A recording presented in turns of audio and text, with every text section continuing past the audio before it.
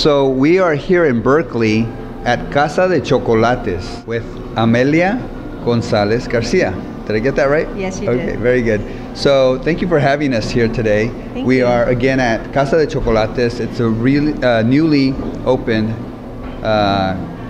chocolate store. Chocolate store. Yes, we opened in February of this year, and we had an online business, and then we decided to open mostly for the production part of it, but we decided to have a presence in the retail in Berkeley. So here we are.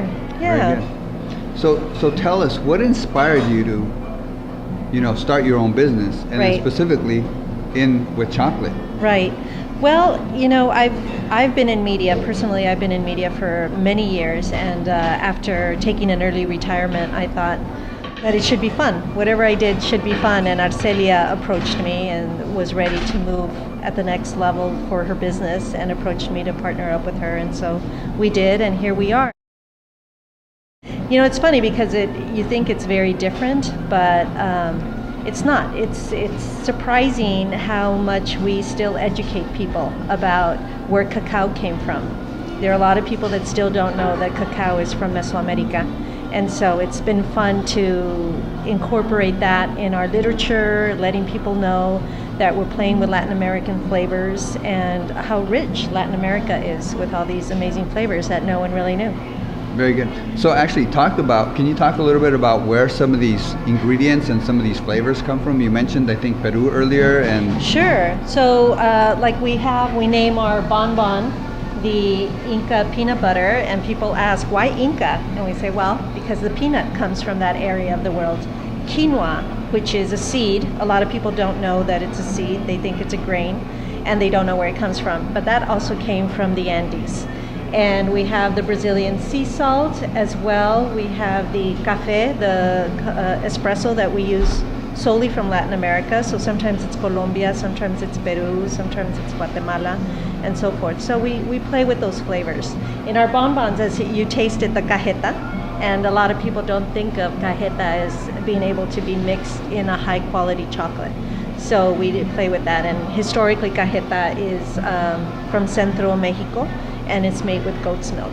So, yeah. And then you also play with like a spicy and a sweet kind of combination. Mm-hmm. We use a chipotle caramel, the chipotle, and kind of actually cook it in with the caramel, and you get that little spiciness, that smokiness that chipotle is known for.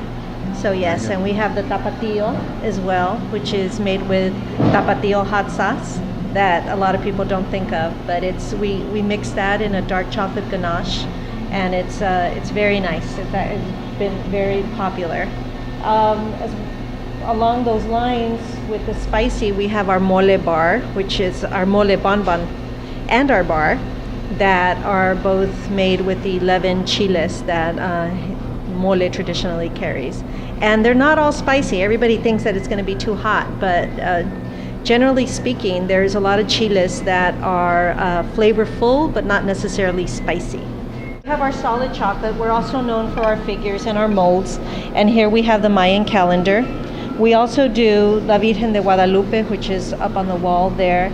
And then we have the cacao god, because we figured we couldn't have a chocolate store without showcasing the cacao god. Very good. So we have him here as well. So that's, these are all in dark chocolate, solid chocolate. So it really depends on how you like your chocolate. Then here are bonbons. And again, these are the flavors that we were mentioning earlier, which is our tequila butterfly, which Very is nice. our homage to the monarchs in butterflies that fly into Michoacan. And we use Don Julio Añejo for that, which is a very, very special tequila. We have our passion fruit, maracuja, which originates from Brazil. So we have that, and that's our mole bonbon, and the Mexican vanilla, canela, the Inca peanut butter, and the tapatio that we mentioned earlier, and the Mayan espresso. And then we have our guayaba, and then we have our mezcal con sal de gusano. So I don't know if you're familiar with mezcal, but mezcal is tequila's cousin from southern Mexico, and we sprinkle a little sal de gusano on it, which is the little ground chile de árbol, a little salt, and a little ground worm, which is the worm that generates, not just any worm, but the worm that's generated by the agave. So it actually, if you bit into it, it would taste like agave. So it's what naturally occurs with the agave plant. And then we have our Brazilian sea salt and our chipotle caramel. Very good. Yeah. So you're one half of a dynamic duo I am. that is part of this creation.